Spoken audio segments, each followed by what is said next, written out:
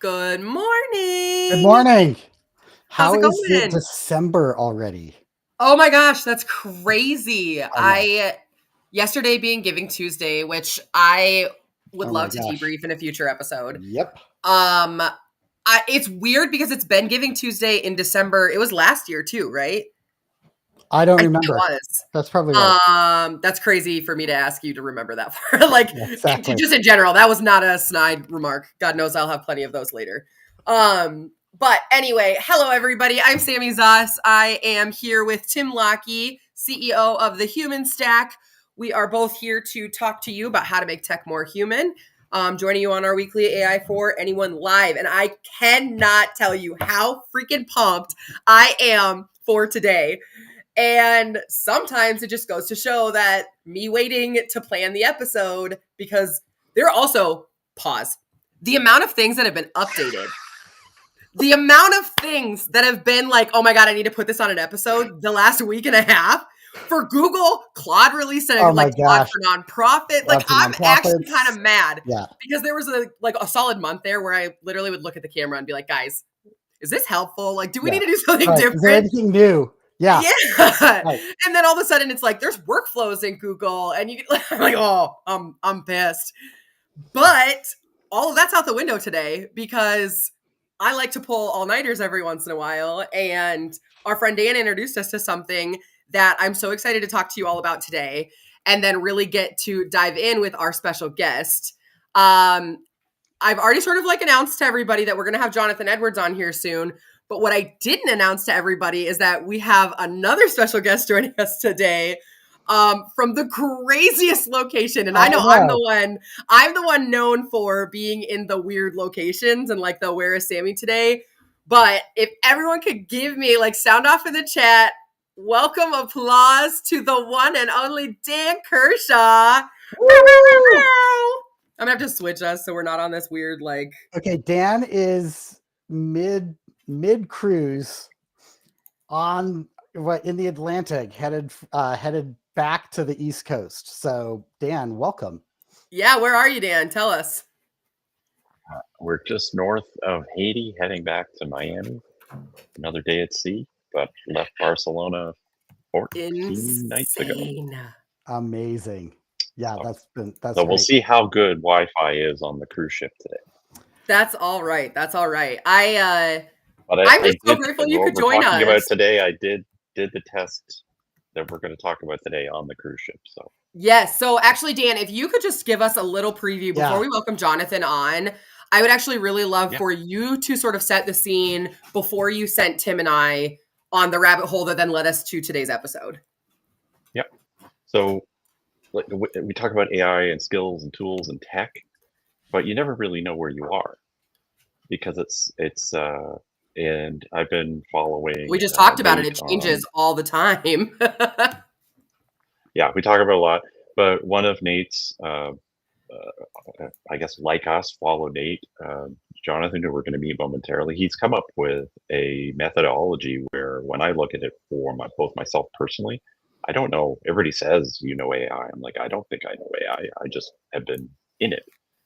And what Jonathan's going to introduce us to is he's found a solution that would allow ultra nerds like Tim. And when I think of my team who don't think they know AI, but they've been exposed with AI, it's literally the same tool to benchmark themselves. But what the thing that I'm most excited about is creates a personalized way in which people can deepen their experience that's personal.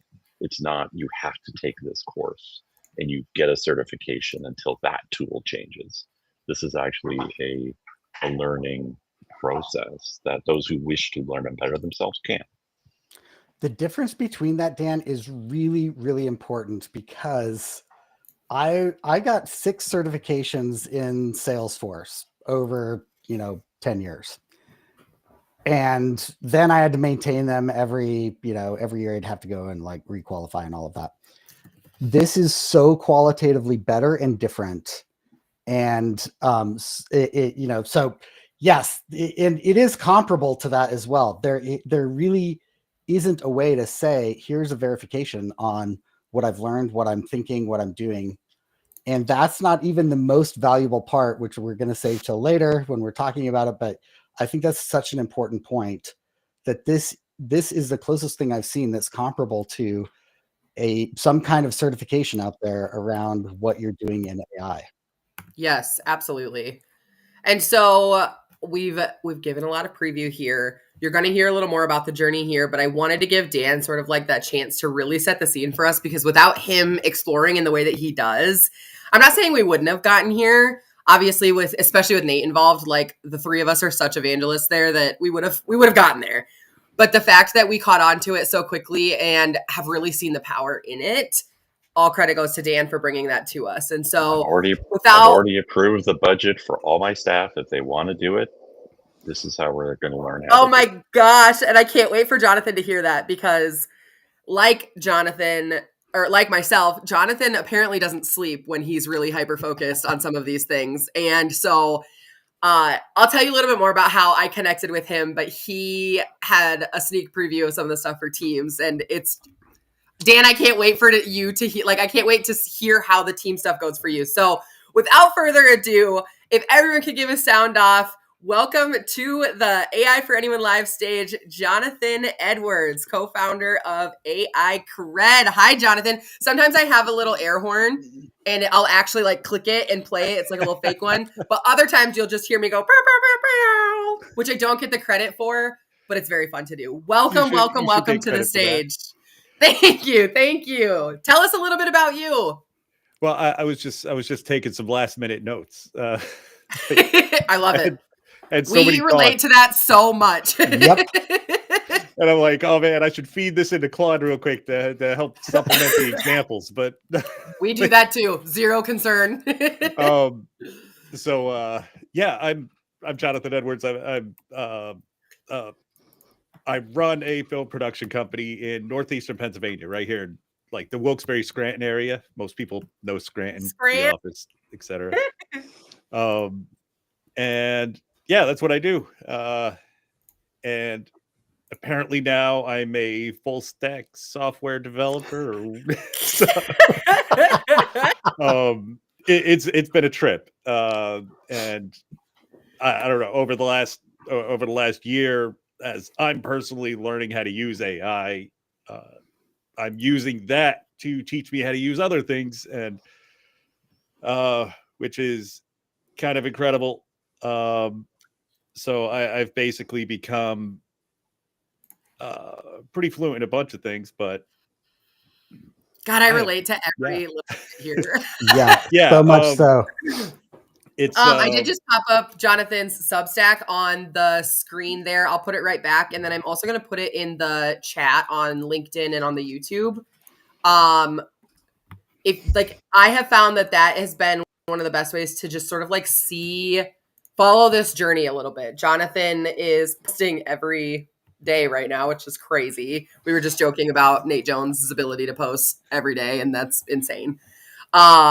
But I do want people to know that like absolutely go check it out, and that I feel like is one of the best ways to like just see sort of like what the learnings you're having on it. I feel like that's where I've learned a lot of like where you're going, and I love that you put, I think today's was about sort of like your average person testing higher and some of that stuff, and that was really cool. I don't think that phrasing was correct, but I remember reading it way too early this morning. Yeah, food photographers and history teachers, the unlikely AI power. I was right. It's the people who you wouldn't expect. And so I want to pull back just a little bit, because we're talking a little bit about this cert test and we're not really like giving the frame for it. So I'm going to put it back on the screen here. If people want to grab the QR code and take the AI-Cred test that we're talking about, it's right up here for you. But what I want to frame for you, and I did ask Dan and Tim to send me their reports. So Jonathan, while you and Tim and Dan are possibly talking, I plan to run some random things through AI and figure out, I have some things I want to report back to this group as well. But what's really fun to say right now, and no worries, everybody, I will still give Tim plenty of hell for the rest of the episode, but he currently is tied for the #1 spot on the leaderboard, which is no joke. And if I'm correct, Jonathan, you've taken your own cert here, and you got an 8.4. Was that right, or an 8.6? No, I got an 8.9. Who? Is Dan the super 4? Dan, Um, what's yours? Is that what it is? Mine's a 7.6. Let me level set for everybody. I am the lowest score up here. I will still fight tooth and nail that I am still way better than Tim and Dan in so many things. Absolutely. hold on. Let me correct that framing a little bit. The average person who uses ChatGPT every single day, and I've tested this with like literally several hundred users, like in the prototype app and everything. The average user is a 2.8. Yes. Like, this is a brutal I exam. should have started with that. Yeah. So that's where your level should be set at. I know, Wait, but I'm so competitive. a 2.8, that totally tracks. And I feel like that actually gives more credibility to AI cred. I think that's actually really helpful to know. And that's not bad. So can I just say one thing really quick here? This is not a moral thing. Like it, No. and it is also not a test of someone's value or worth. I just want to be so clear about that. Yeah, because if it were, mine would be so much higher than Tim. Absolutely. I would be like lower than 2.8 for sure. Like, no question. I'm just giving you hell. Shut But up. no, the reason I'm saying that is that I went through the Salesforce swing of a lot of people that were in adjacent tech roles like hairdressers and just everyday people that skilled up on a technology that really took them to new places. I was one of those, and I feel like we're seeing a new wave of that with AI. I think AI cred is one of those places, though, where you can get a foothold much quicker than it took me in that swing. So, yeah, I'm big on Go ahead, metaphors. Dan. We're historically, we all had tools, we had certifications and badges, but this whole AI space, it's like we're all driving a car, but there's no speedometer.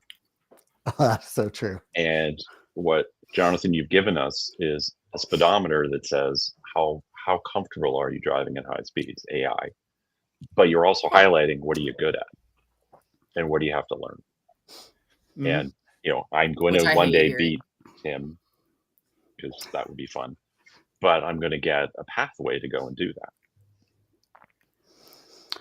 I love that you corrected me to the 8.9. I'm so glad you did that, because if you would have let me get away with saying you got something else, I would have been so frustrated at the end of this episode being like, he let me say that he was at this the whole time, and that's so not true.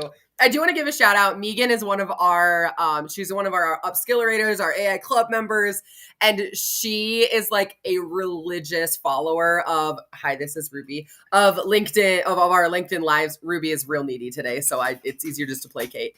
And she mentioned, I think this is so funny because I didn't realize it till she said it. She said that she reads your comments on Nate Substack all the time. And now that I'm thinking about it, I'm like, that is absolutely where I'd heard your name before I went down the AI cred pipeline crazy rabbit hole. So that's so funny. And I just love giving our shout outs to Megan because she joins us every week and she has a great time. Okay, I've got a question. I've got a question here for Jonathan. All right. Okay. What prompted AI cred, and how did you pick the 5 areas out of the literally hundreds of places that you could have chosen? I stole all that from Nate. Yeah, right, perfect. That's our answer too. That's our answer too. So Nate has got to be sick of us. Just we'll comment every week. Oh, Nate Jones shout out. And he's like, who are these weird stalkers that I have? No, I mean, he came up with what? Hold on, I have this whole spiel over here, but so there's the 6 skill categories: prompt engineering and refinement, context management and memory, multi-turn conversation and planning, tool use and function calling, output formatting and structured data, ethics, safety, and limits. There's a lot more, but I think we categorize it as 5 things as the core. A lot of those are mixed in, but none of this is about actual tools or actual. It's weird because let me see. so I've been in filmmaking, kind of a photographer here and there. It's just a nice little hobby, but you can see I do the filmmaking thing, and I run a video production company. I love it. But one thing I've noticed, and this is true across for AI, this is true for every professional experience. Once you get familiar with different things, like when you learn how to use a camera, like one of these cinema cameras back here, you could pick up any camera once you know the basics, the ISO, aperture, your shutter speed, and just frame rates and stuff like that. It doesn't matter what camera you use. Some are better than others, but they all have those core things and those core ways that you interact with the, with the device. And I mean, that's the same with AI. There's these core principles and these core things that you have to learn in order to become more AI fluent. And once you start learning those things, I mean, it just stacks like exponentially. It never stops. You know what you just said actually really points out a piece, though, that I don't think I've done a good job of like clarifying as part of this process. And it's actually one of the pieces that I really want to figure out. I think I told you this, like how to replicate for other areas. Because not only is this what's your fluency in the different space and then combined, what Jonathan's also done then has created a bespoke learning plan for you. And not just a plan, but like it builds the modules for you, then helps you increase. So mine shows, let's get you from a 7.6 to an 8.5, I think it is. And then it's got like modules for me to go through. So like this is also the test is just the beginning. And I don't think I've given it the credit. Like I think that we're also fascinated with the shiny thing in front of us right now, which is I want to beat Tim on this stupid test. And Tim looks like he wants to interject here. I wanted to say something about that too, real quick. Jonathan, this is your show. We just babble a lot. You're good. So it's hard to frame this as something other than what it is. It's hard to. So I call it an assessment. That's what the app calls it. It is a test, an assessment, whatever you want to. But really, how did I describe this? I wrote this down and I told myself I'm going to put this into my marketing because it's so true. It's this. What this is gathering context about you. So it's like it's a context generator about each individual user, and we preserve that context about you so that we could start learning from where you're at instead. So the evaluation, that almost doesn't mean anything. The leaderboard doesn't mean anything. Honestly, it's wrong. Super cool. No, it's a hook. Cool. It's a hook. It's a hook, and that's helpful. But I just want to double underline that this is a context builder on you, and the most valuable part. This is what I said at the beginning. The most valuable part isn't the score. It really is how to continue learning. So I know I just interrupted you. Keep going, Jonathan. Oh yeah, no, it's just I have so many thoughts about it. It's why I think AI for email is dog doo-doo. You can say it. We swear on here. Yeah. We don't swear enough that we get kicked off of YouTube, but we swear just enough. But that's why I think every single email AI, with zero exceptions, there's no good AI for email, period, because it doesn't have the right context. Your inbox does not give anything. It doesn't give it enough context. It doesn't know about you. So like what this does is it gathers context about who you are, where you're at, and then it uses that context to generate a learning path to help you get better at specifically AI fluency. And you'll notice a core theme. I mean, Tim notices, we were talking right before the show about the voice generator skill, not skill, but this prompt and workflow that I generated earlier and posted on my Substack about teaching AI to write in your voice. And it's a core principle I use across almost everything, is the more context you could extract from yourself. And we suck at knowing about ourselves. We have to, AI asks us questions. And there's Yes. another core principle. We learn how to tell AI to extract things from you instead of you telling it to do things. But the more context you can give AI, the better it will sound. And it's universal. You could use the dumbest model in the world with enough context. It'll outperform, Gemini 4 Pro, which doesn't exist Today. That we know of. Give it 15 minutes. But so Seriously. one thing that you're saying there that I think is really important, you wrote a 45-step script. That's a series of scripts. That took me 6 hours to go through. There were like 6 hours to go through. And it was so valuable. I went and copied all of our back and forth in its thinking. It came out to over 500 pages. And so I feel like this is what actual. That's intimidating. It was intense. And I don't even, I don't want to give away the lead on that, because I think people who are committed and dedicated to this should go and try that out, because you'll learn a lot about the way you communicate in that process, and then you'll know why I'm more clear about why I think you're right, Jonathan, that none of these email things are going to work, because there's so much, not just context, but things like, how do you respond in various scenarios to various challenges or competitions, or not competitions, but contradictions. I just found that really helpful. That prompt series, that felt similar to what you were doing in AI-Cred as well, where it was talking to you, you were interacting with it. I just thought that's a new way of taking that. That's actually something I do want to pause and highlight to people. So this isn't just like a test. No. This isn't just like you don't sign up and you hit yes or no and type in your answer. It is a conversation. So one, if you take the test, or the assessment, I do highly recommend that you do. I used Whisper Flow so I could just talk at it, which also explains why at first I really wanted to spend more time to get my scores higher, right? Because I waited until Tim and Dan took theirs, because I want to know, whenever I play darts, I have to go last. I want to know who I'm competing against.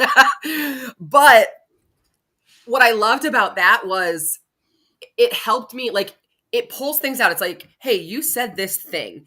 Tell me a little bit more. And here's what I'm asking for. There are times where it's like, don't overthink it. I'm literally just asking, do you think through the technology side, or the back end side, or does it just you found a system that works and that's why you use it? Both are great answers. So it does a really good of validating that this is meant to find where you are, not to give you accolades for understanding the code behind it, but to give you an understanding of, here is how we test these different areas of fluency. And it's not through multiple choice. It is through understanding your interpretation and your understanding your fluency in those areas.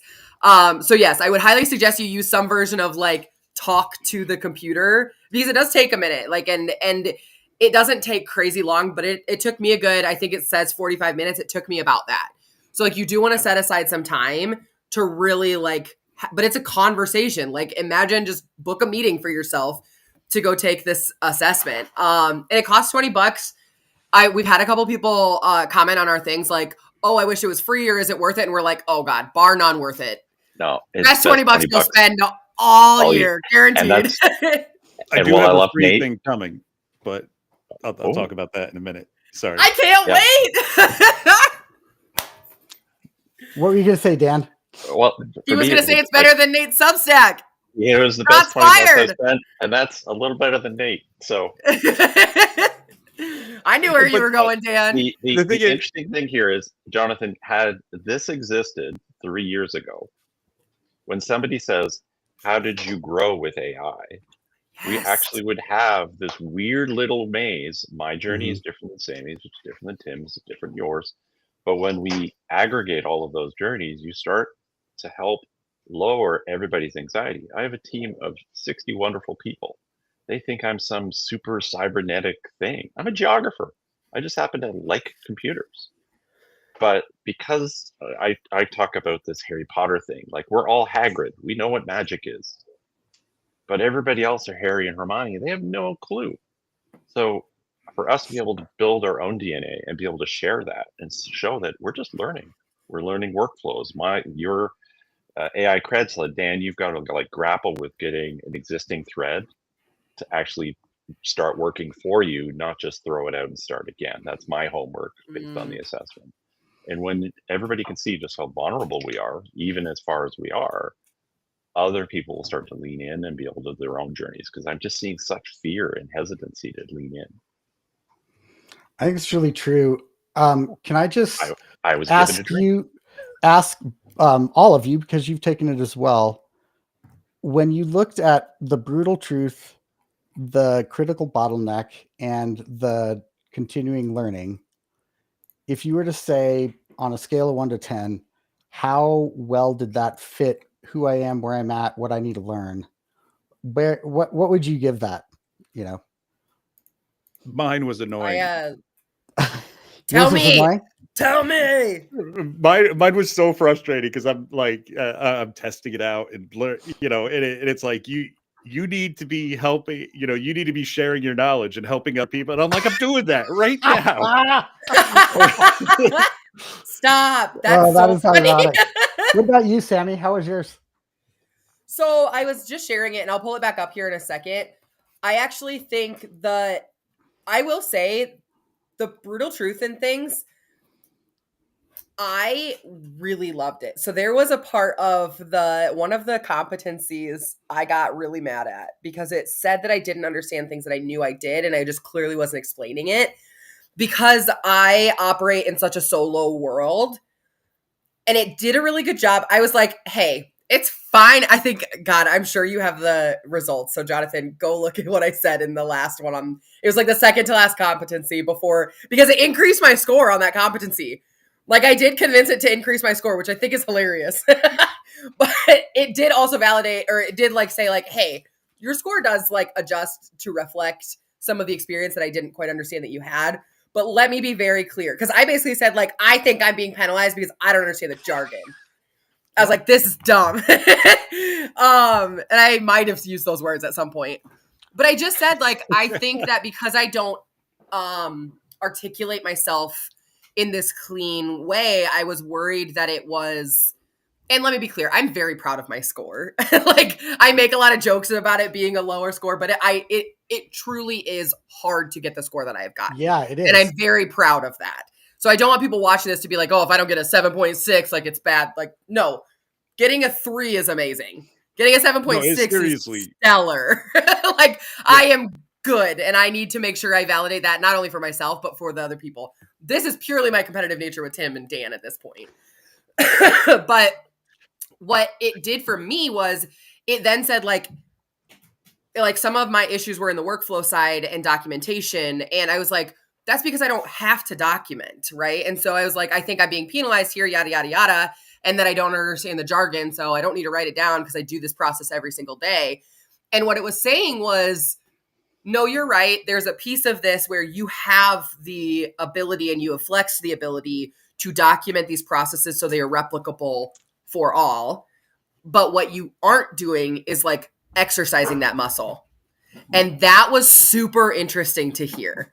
And that was where I was like, oh, I was like, whatever.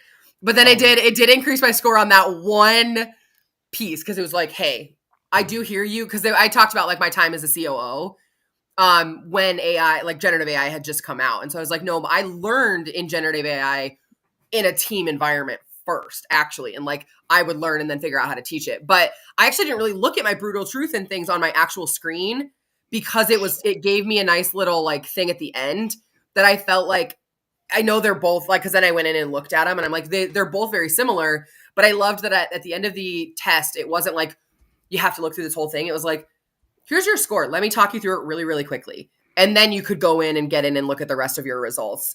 And I thought that was really helpful because then I could churn the brutal truth, but then also I got to see all of the context being put right back to me while I was still in the mindset. And then I can go and like, I'll share my screen in a little bit because I would love, Jonathan, if you would like walk us through sort of like what you're supposed to take with a grain of salt, take and use this to drive decisions. You know what I mean? Like some of that stuff. I thought immediately of the Gallup strengths because I was like, everybody wants their brutal truth first. And that's all we're thinking about. And I'm like, my competitive context is crazy. I'm a criminal justice major from teeny tiny. I'm in Beersford, South Dakota. This wasn't even a stolen sign. This is my boyfriend's house. He literally was gifted this sign because he wanted it and he knew the gas station owner. That is Like, hilarious. that's South Dakota. You know what I mean? Like, it's cool. I have, I do have a couple little thoughts. Like, so what you're talking about jargon and documentation, which, you are solo and all that kind of stuff. However,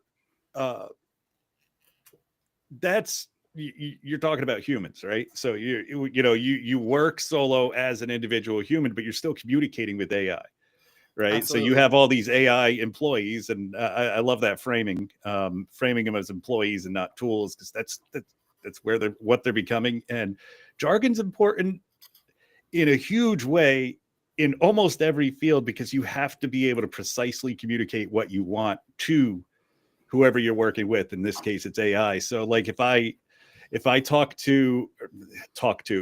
using my camera, right, and I need to figure out exactly how to change a setting, like, I want to shoot open gate, or I need to adjust the shutter angle to get a certain result. I need to know that jargon so that I can get to the setting correctly. And the same goes with AI. Like last night I was battling with it because there's so many things. In fact, I think I might have taken some screenshots. I did this thing where, what was the situation? I was learning about edge functions in my backend in the database, and I knew what they did, sort of, but like I do this thing where, like, as I'm coding, or as I'm telling Claude what to code, I tell it, like, hey, don't let me do anything until you have told me about what this is, what all the correct terminology is for it, so that you and I can communicate better. Yes. And Ooh. do not let me, don't actually make any changes to the code until you've quizzed me on it. And, like, I do that repeatedly because it's so important that you're not calling something, when you ask it to make a change to a button, that it's actually a button or a card or a module, or like when you're like an edge function, you have to know what an edge function is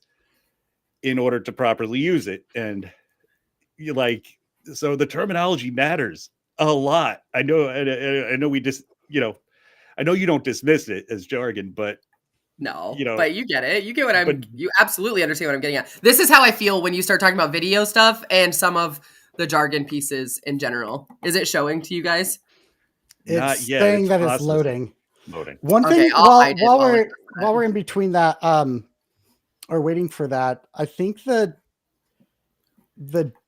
after anything above 7.5, oh my gosh, that's hilarious. This is how I feel when you start talking about your camera stuff too. Hilarious. Yeah. I'm like, he's trying. Like, I almost understand.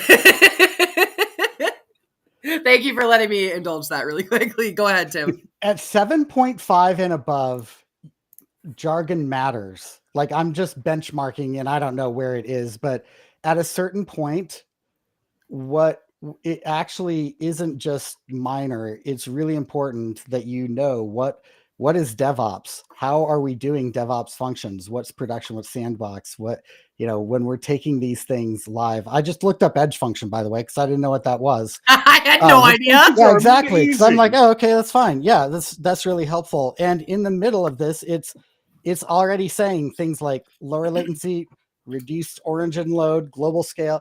Like, these words mean something, and when you get at higher levels, you need that speed and efficiency and precision in order to not get tripped up. And that's both for AI and for other humans. The other thing I want to say is, go ahead.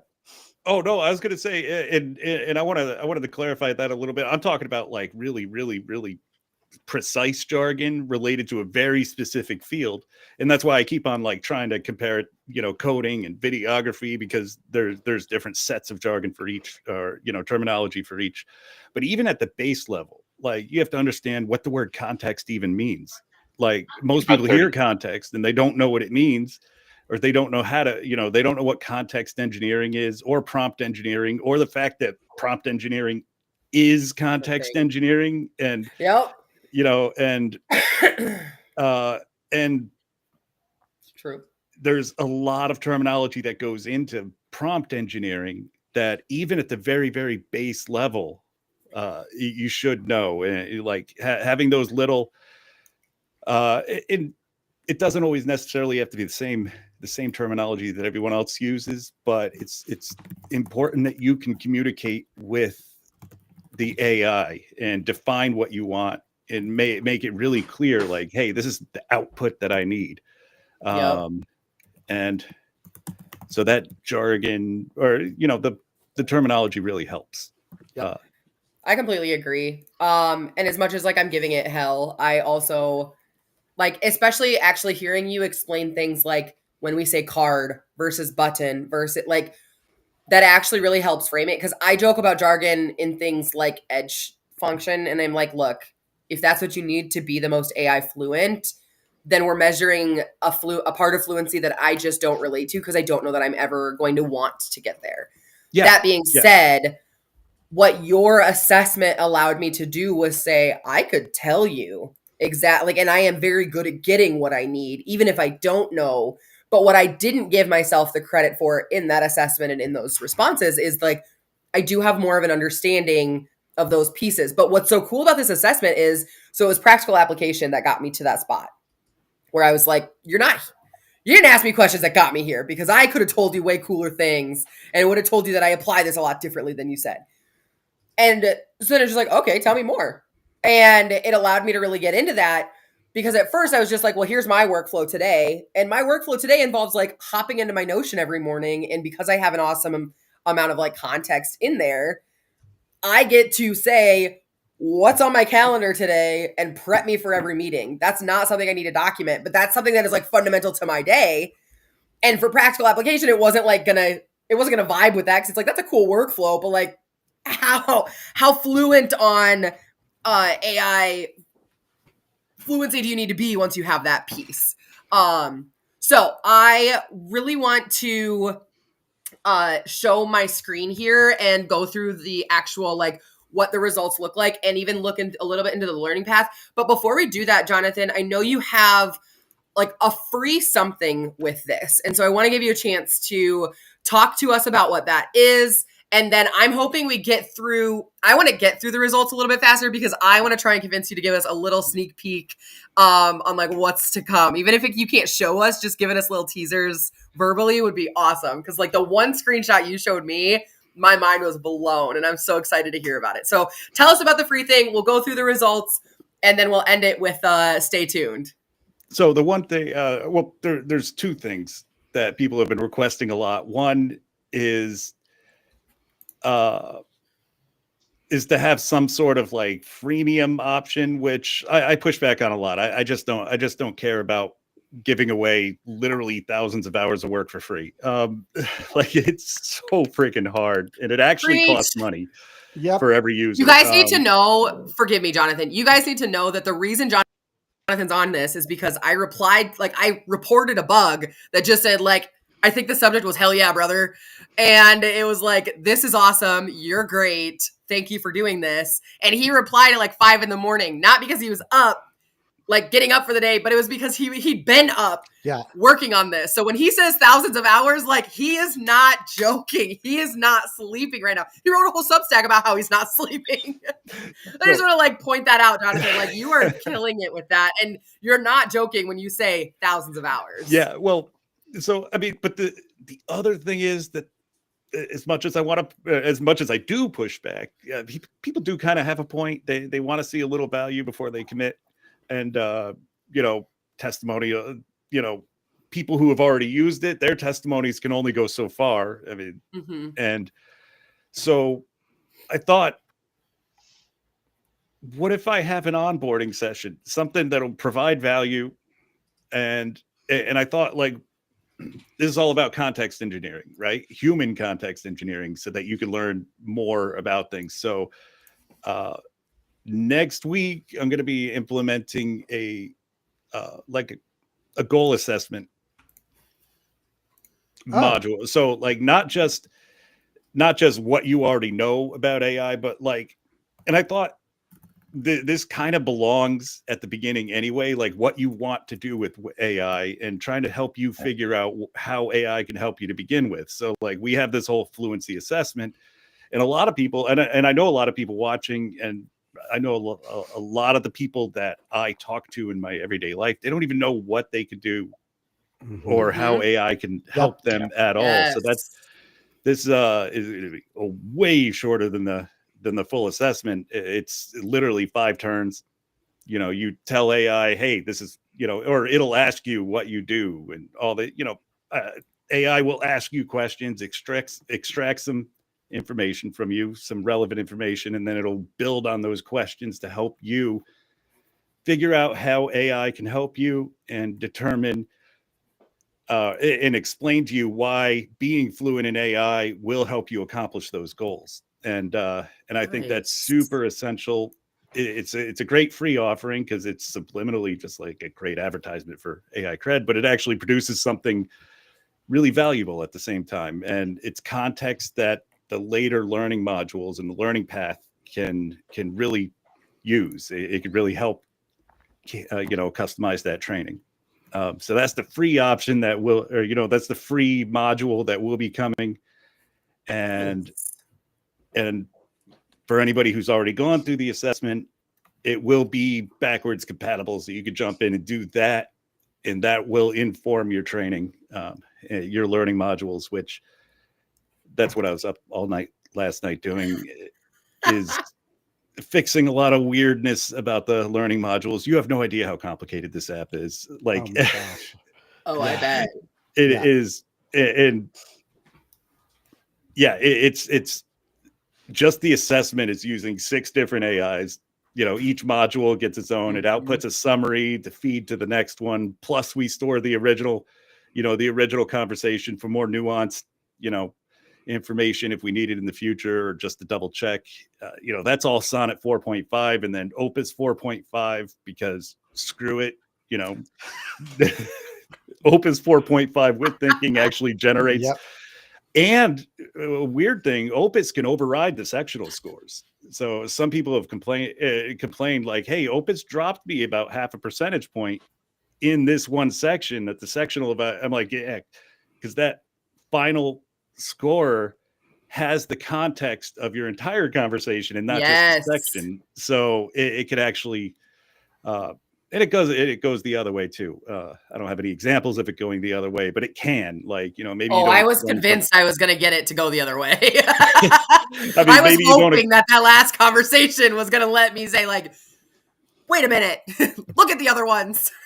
So I think that is something that I really love about this too, and I think is a smart business move as well.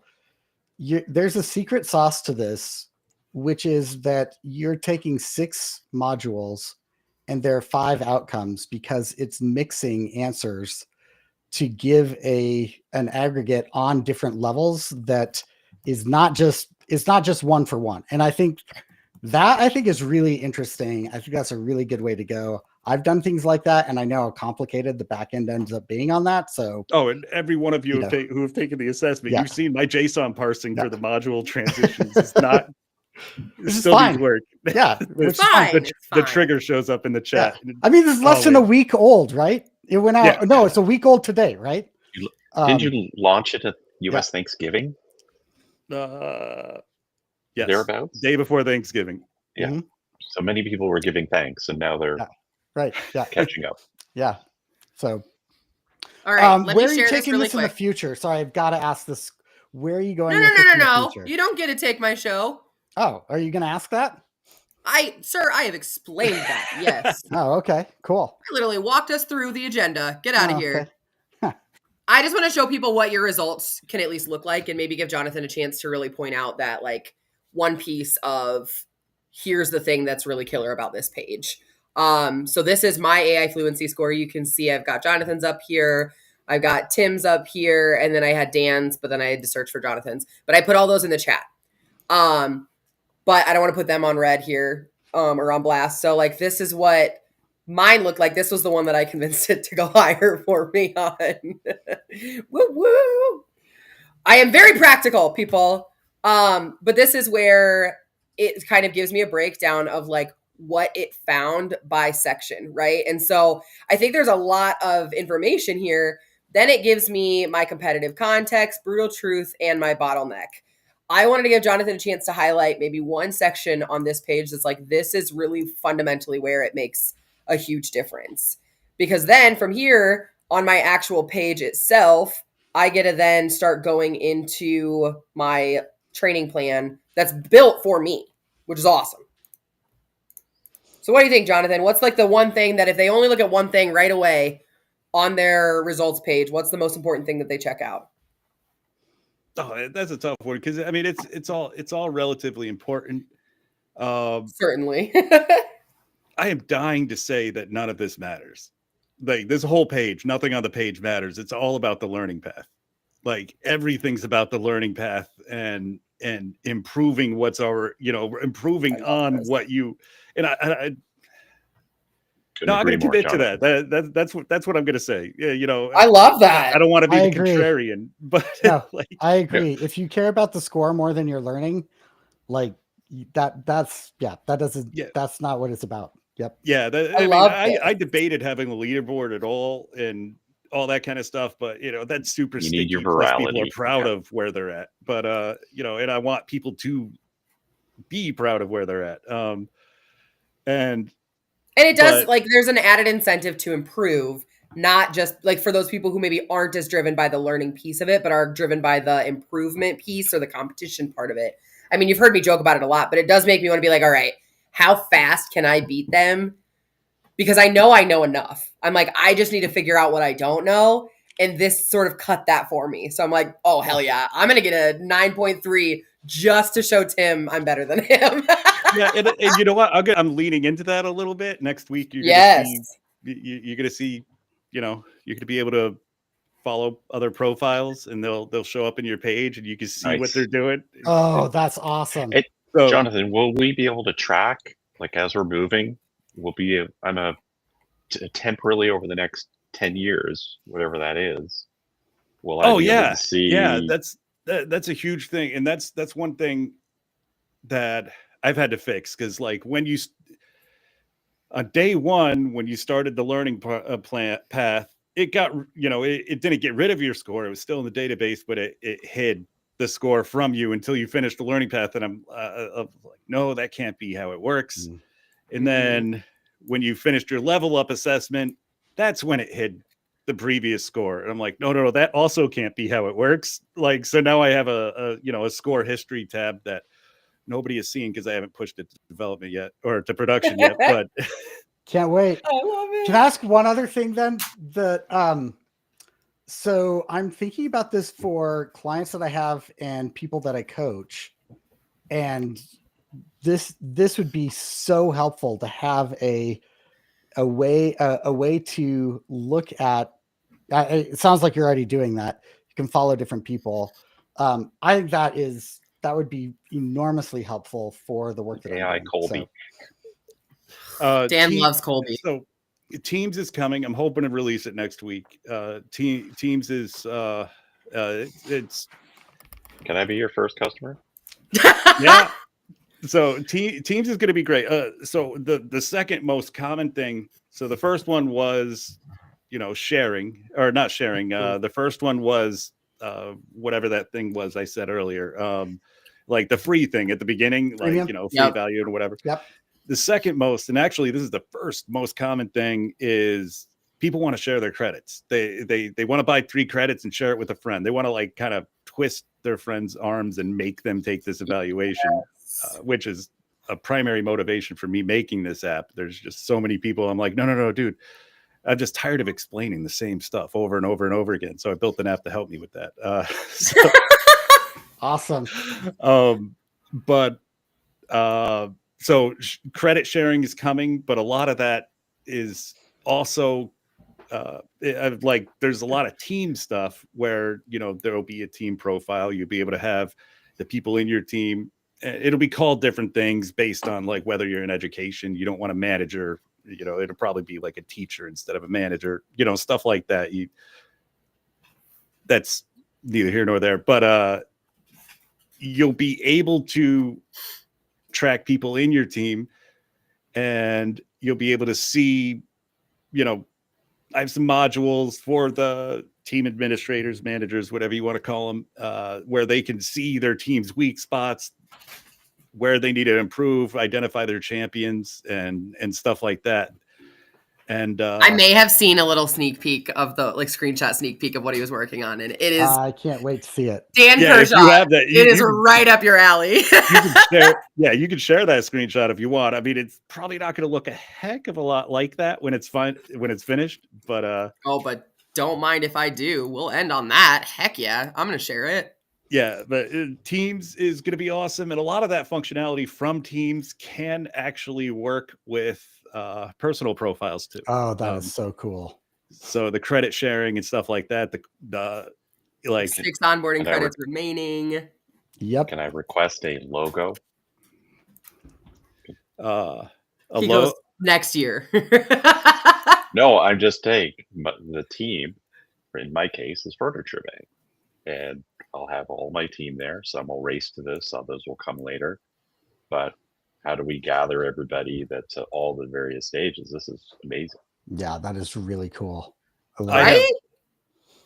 I have actually spent a lot of time talking about that with Claude. So I love that. Because you're like, wait, not to a human. So got it. So Teams will have its own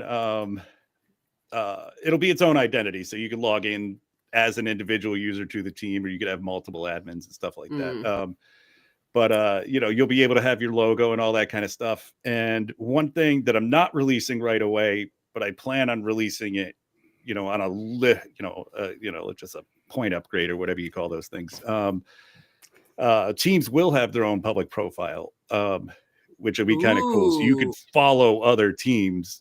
And the business person in me is like, that's a fire move, Jonathan. It's going to be cool. I don't know how I'm doing it yet, so that's the beauty of what we're doing, though. It's also why that's why it's so important for us to highlight that, and I'm so grateful for your willingness to say things like that, though, because you said it a little bit here, and I'm always the biggest advocate for this, that you don't have to be skilled in this from the you don't have to have the background in this to be able to actually work through what you need to work through. And that this fluency just sort of gives you that space to grow into it. So I just want to say thank you so much for being here. We are so appreciative. I'm still here, by the way. I was going to say, I don't know what happened there. My camera battery died. That's awesome. I love that it's the production guy whose camera went down. That really just trips a trigger for me. Jonathan, thank you so much for Jonathan, being here. it's so nice to meet you. Yeah, thank you so much for coming. And feel free, if you're back on a spot where you've got your sleep caught up, you've got a standing invitation to hop in and join us. And whether it's something we're working on or you want to give hey, let me tell you how this is improved, please feel free. We've just loved, we all dove into this headfirst last week. And so grateful to get a little preview from you.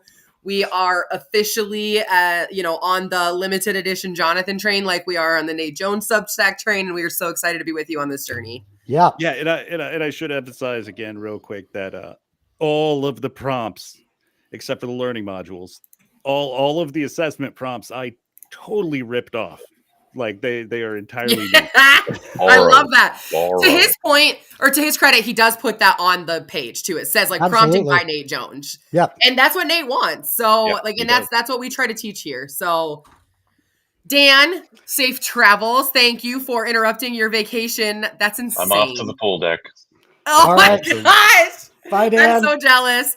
Bye, Dan. Bye, Jonathan. I'm going to go ahead and end our live here shortly so we can hop over to our Upskillerator. Thank you all so much for coming once again. Next week is episode 35, and we have Claude Nonprofits to announce. We've got a couple different things in Google I'm really excited to show. So I actually think December is going to close out really well. And then Tim and I are probably going to pre-record 1 or 2 of the episodes to launch because it's like on Christmas Eve. But who knows? Maybe we'll show up and just vibe with you on Christmas Eve too. I don't know. We'll find out. So thank you all so much for being here. Tim, thanks to you again always for being here, being a great co-host, and we will see you all next week.